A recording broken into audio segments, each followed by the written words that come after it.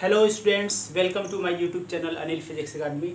अभी हमारे चैनल पे सीरीज चल रही है डायमेंशंस की। और पिछले लेक्चर में हम लोगों ने सीखा था कि डायमेंशन का यूज़, उसका पहला यूज़ हमने पढ़ा था।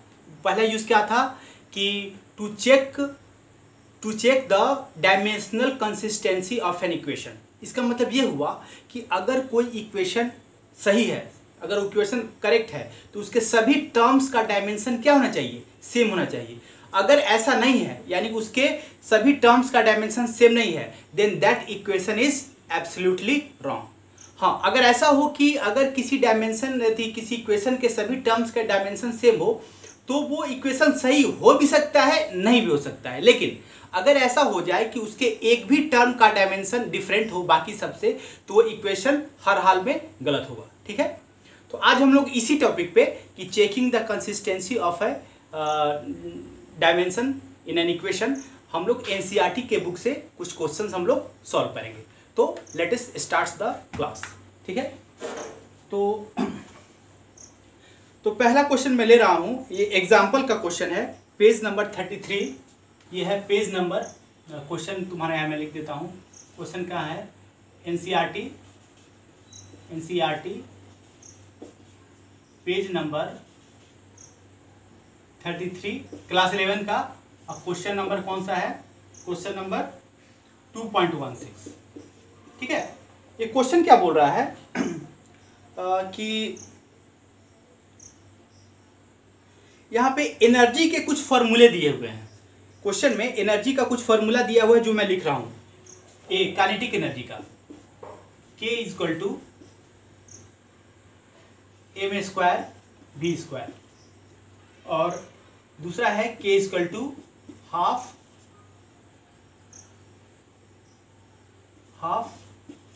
mv²। फिर है B नंबर है, ये C नंबर है K equal to ma। D है K equal to 3/16 mv²। E number है K equal to half mv² plus ma। तो हमें ये चेक करना है कि ये कौन सा इक्वेशन इसमें से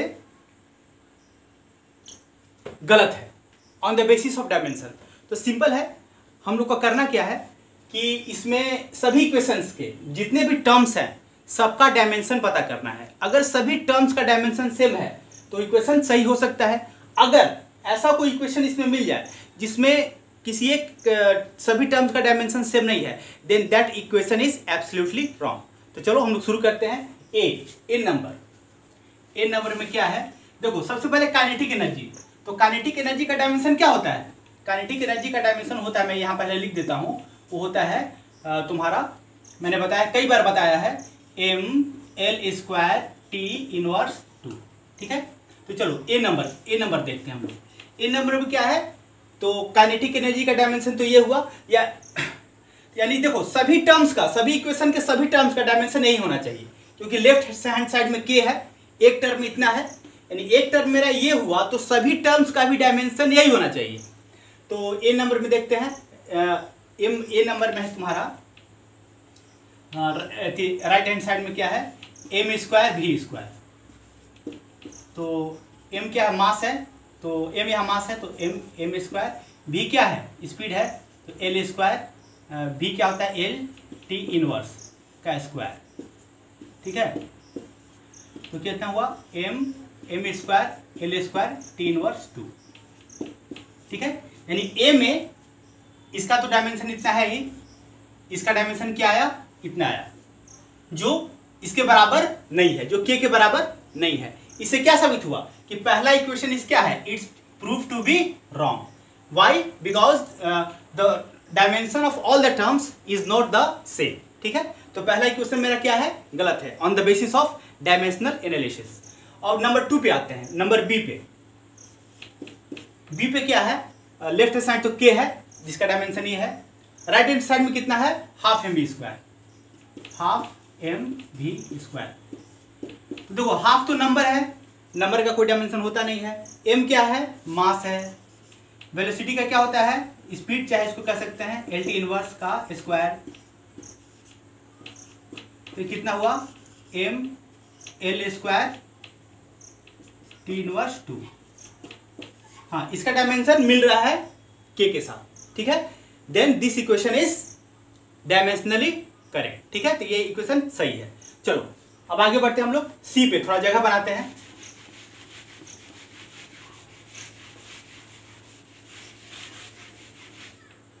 सी नंबर क्या बोल रहा है, ये है k equal to M A है, k equal to M A.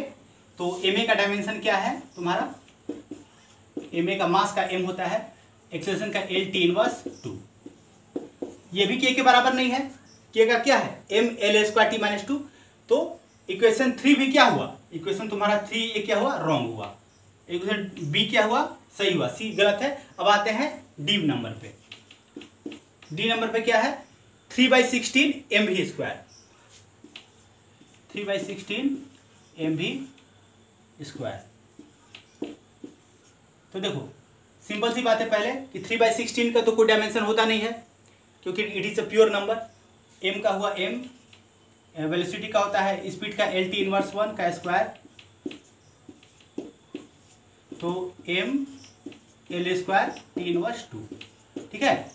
तो then this equation is dimensionally correct. लेकिन एक्चुअली में काइनेटिक एनर्जी होता है हाफ एम बी स्क्वायर, लेकिन इतना तो होता नहीं है काइनेटिक एनर्जी, लेकिन ये डायमेंशनली सही है।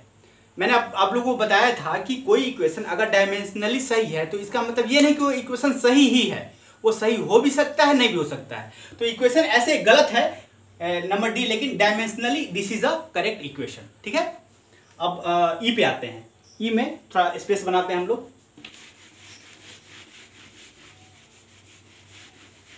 ई में देखो एलएचएस में 3 टर्म्स, यहाँ पे 3 टर्म्स है, के, हाफ एम बी स्क्वायर और एम ए। तो के का डायमेंशन तो इतना है, दिया हुआ है, और हाफ एम बी स्क्वायर का हम लोग निकालते हैं, हाफ एम बी स्क्वायर। तो हाफ का तो कोई डायमेंशन नहीं होगा, एम बी का होता है एल टी इनवर्स और square, M L square T inverse 2, ठीक है। और एम ए क्या होगा, मास इंटू एक्सेलरेशन, तो एम एल टी इनवर्स 2। तो देखो इसका तो हाफ एम बी स्क्वायर का डायमेंशन तो इससे मैच कर रहा है, लेकिन एम ए का डायमेंशन क्या है, ये दोनों से मैच नहीं कर रहा है। इसका मतलब यह हुआ कि इसमें तीनों टर्म्स का डायमेंशन सेम नहीं है। इससे क्या हुआ साबित कि this equation is dimensionally incorrect. तो ये इक्वेशन क्या होगा, गलत होगा, ठीक है। चलो अब हम लोग आगे बढ़ते हैं। इसके बाद है एक क्वेश्चन है तुम्हारा, इसके एक्सरसाइज में है क्वेश्चन नंबर 2.14। चलो पहले मैं स्पेस बनाता हूं कुछ।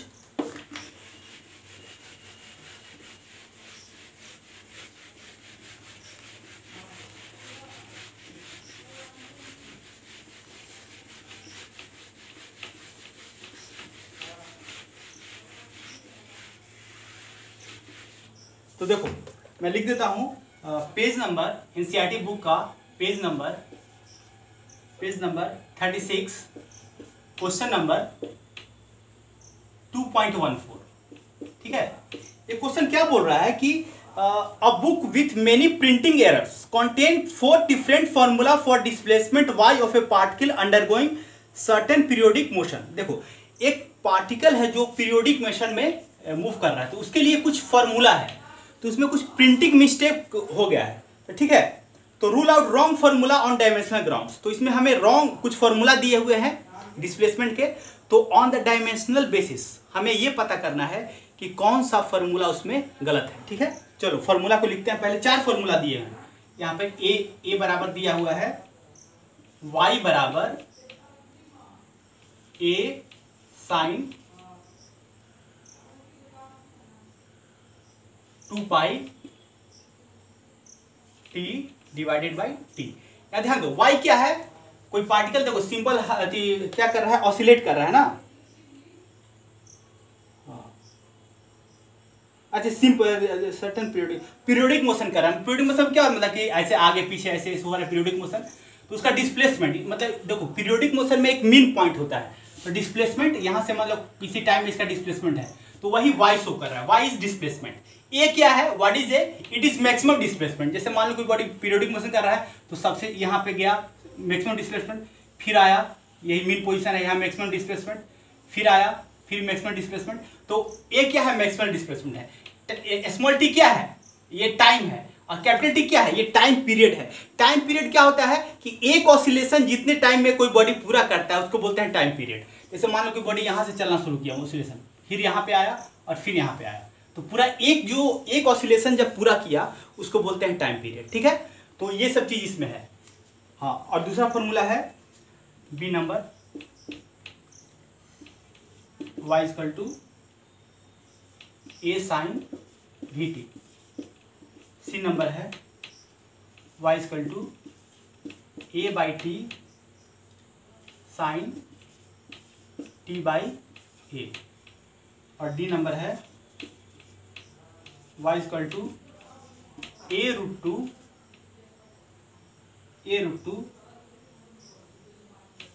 Sign 2 pi t divided by t plus cos 2 pi T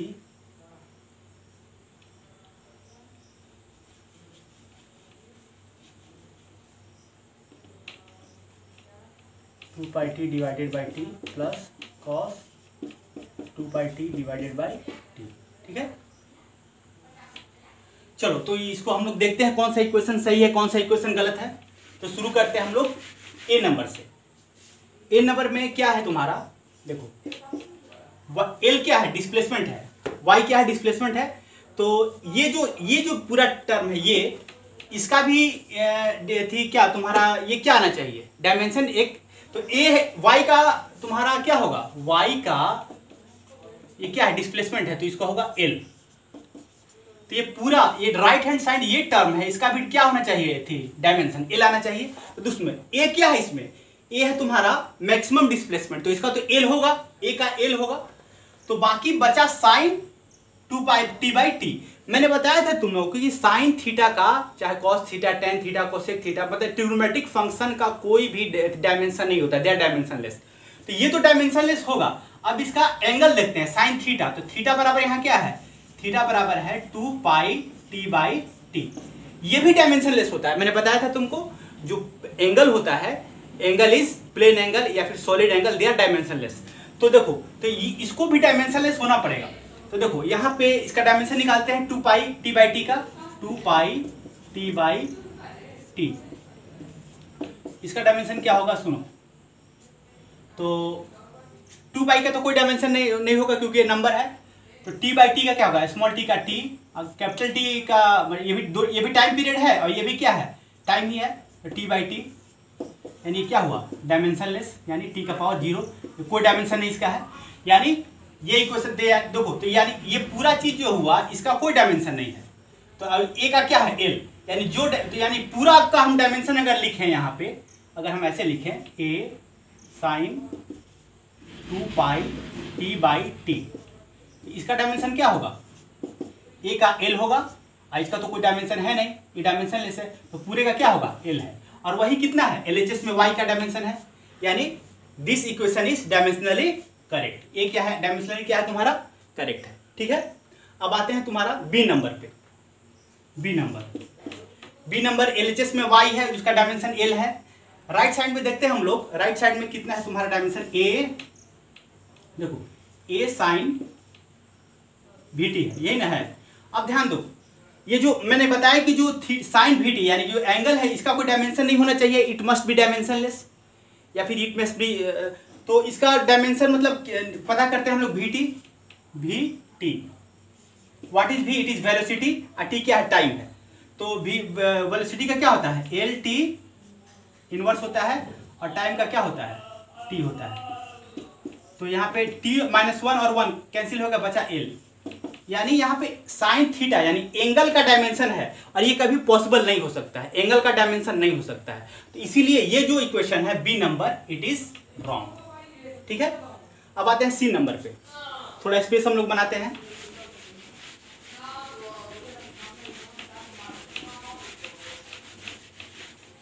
अब सी सी नंबर है लेफ्ट LHS में तो y है, इसका डायमेंशन l है। RGS में क्या है a/t sin t/a।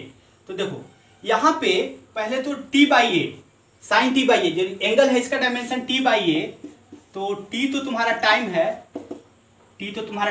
a तो l है, तो कितना हुआ t l इनवर्स। ठीक है, तो यानी c का कोई मतलब इसका कोई डायमेंशन मतलब इसका कोई डायमेंशन तो होता नहीं है, लेकिन इसका डायमेंशन आ रहा है, तो इससे भी ये गलत साबित हुआ इक्वेशन। लेकिन एक और चीज है यहाँ पे a/t, तो इसका भी डायमेंशन क्या हुआ तुम्हारा l/t यानी lt इनवर्स, ये भी गलत है। ठीक है, क्योंकि यहाँ तो होना चाहिए सब मिला के यहाँ होना चाहिए क्या l होना चाहिए, तो c भी क्या होगा, c इक्वेशन में भी रॉन्ग है। ठीक है, और d पे आते हैं, तो इसके लिए d को एक मिनट, चलो d को यहाँ बनाते हैं। यहाँ से d क्या है, y बराबर y इक्वल टू, देखो इसको ये ब्रैकेट में है पूरा, ये चीज ब्रैकेट में है, तो ये क्या हो जाएगा a√2 sin 2π t/t। ठीक है, प्लस a√2 cos 2π t/t। ठीक है, तो देखो इसमें 3 टर्म्स हैं, एक y है, तो इसका डायमेंशन क्या है तुम्हारा, y का डायमेंशन क्या है मेरा l है। अब देखो यहाँ a√2, देखो यहाँ पे ध्यान दो sin 2π t/t, तो t/t करेंगे तो दोनों का डायमेंशन t/t होगा, तो ये जो है डायमेंशन लेस हो गया, यानी जो एंगल है साइन थीटा वो तो डायमेंशन लेस हो गया। तो यहाँ पे अब बचा क्या, तो ये पूरा साइन भी, ये भी डायमेंशन लेस हो गया, क्योंकि साइन का भी कोई डायमेंशन नहीं होता है। बचा क्या a√2, तो √2 एक नंबर है, उसका कोई डायमेंशन नहीं है। a क्या है मैक्सिमम डिस्प्लेसमेंट है, तो इसका क्या होगा l, पूरे का डायमेंशन क्या होगा यहाँ से यहाँ तक l प्लस। उसी तरह यहाँ भी देखो cos 2π t/t है, तो यानी जो एंगल हुआ थीटा उसका भी कोई डायमेंशन नहीं है। और यहाँ क्या बचा a√2, तो 2 का कोई डायमेंशन नहीं और l का l। ठीक है, यानी इसमें सभी टर्म्स का डायमेंशन सेम है। So equation D is dimensionally correct. ठीक है, चलो एक और क्वेश्चन है, क्वेश्चन नंबर, तो मैं थोड़ा सा मैं इसमें स्पेस बना लेता हूं।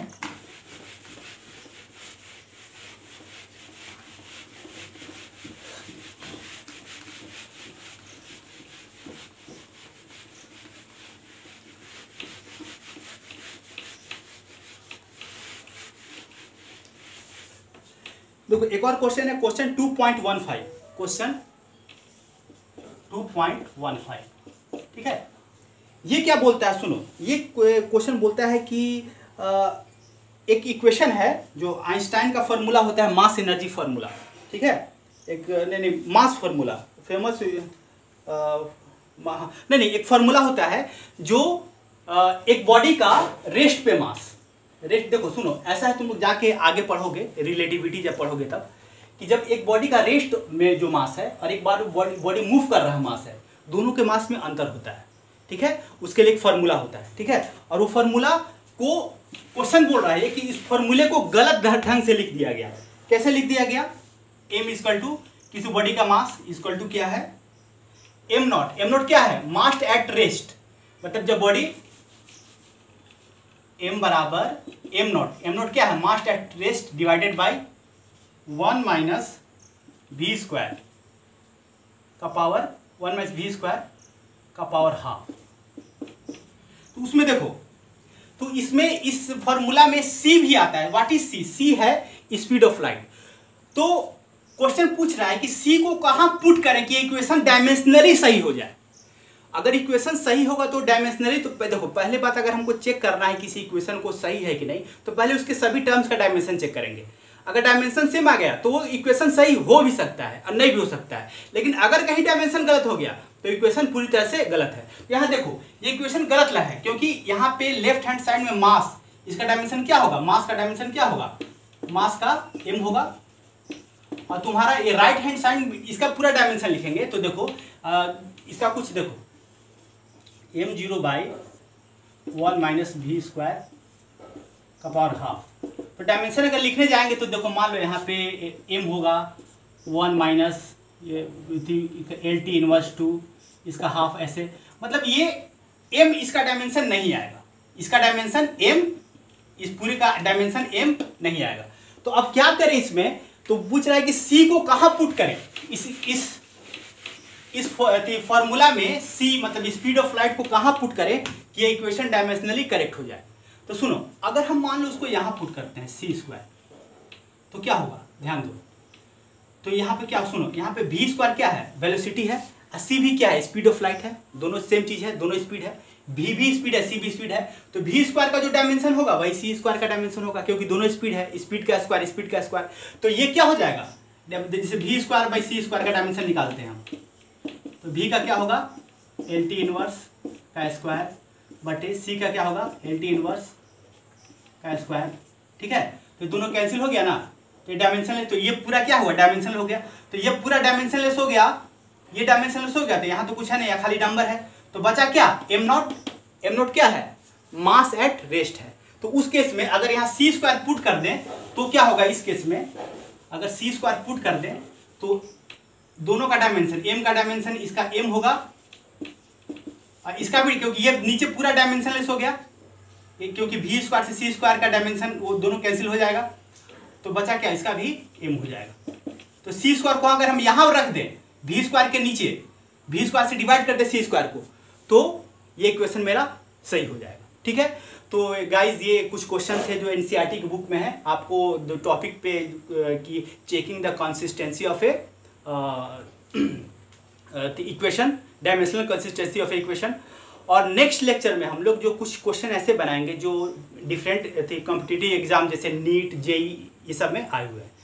ठीक है गाइस, तो अंतिम में बस यही आप लोगों से रिक्वेस्ट है कि मेरे चैनल को सब्सक्राइब कर लें और बेल आइकन को जरूर दबाएं, क्योंकि आगे बहुत सारे अच्छे लेक्चर्स आने वाले हैं जो आपके लिए बहुत बेनिफिशियल होंगे। और पीछे भी जो लेक्चर्स हैं डायमेंशंस के, यूनिट के, वो लोग आप जरूर देखिए, उससे आपको काफ़ी फायदा होगा। Thank you very much.